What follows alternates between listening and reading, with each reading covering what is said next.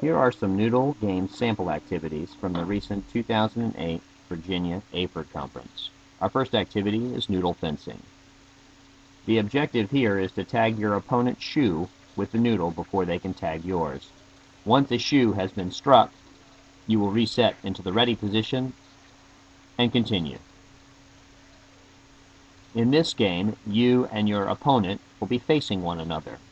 This is not a run and chase game.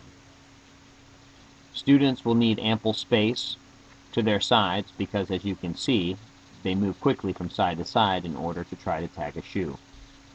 Remind students to keep the noodle piece low so that they do not strike one another in the head or chest. This is a fast-paced game that will get your students' heart rates up in a hurry. Now we'll focus on the noodle fencing mixer.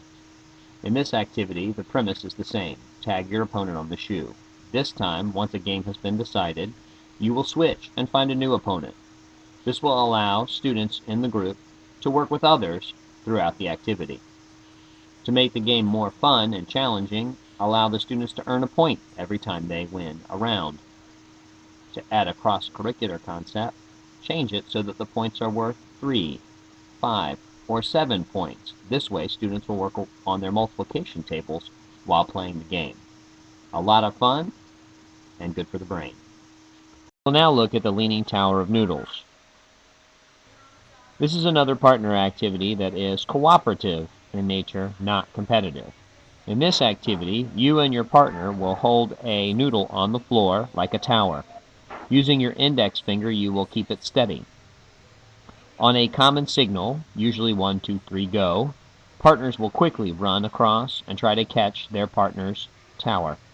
If you are successful twice in a row, you're really good, and you can take a step further apart. This should challenge your students and allow them to differentiate instruction on their own. You can use some strategies to be successful, like stepping a little bit closer to your partner in hopes that you will be able to grab that noodle.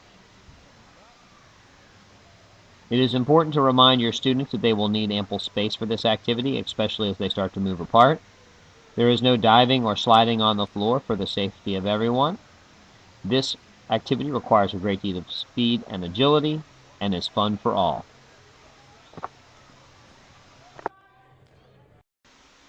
The next great activity is the Noodle Rocket Launcher.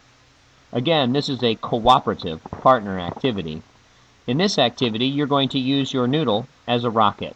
You're going to hold it about 2 to 3 inches from one end, and then using the palm of your other hand, you're going to launch the rocket into the air so that your partner can catch it. Again, on a common signal, like 1, 2, 3, go, you will launch the rocket, hopefully above your partner so that they can catch it, and they will return the favor and send you their rocket so that you can catch it. You are only successful if you catch your opponent's or partner's rocket. In the example just shown, the rockets bounced off one another. That's okay, but the task was not completed. You will try to complete the task twice in a row. If successful, you will then move further apart, allowing your students to differentiate instruction and challenge themselves.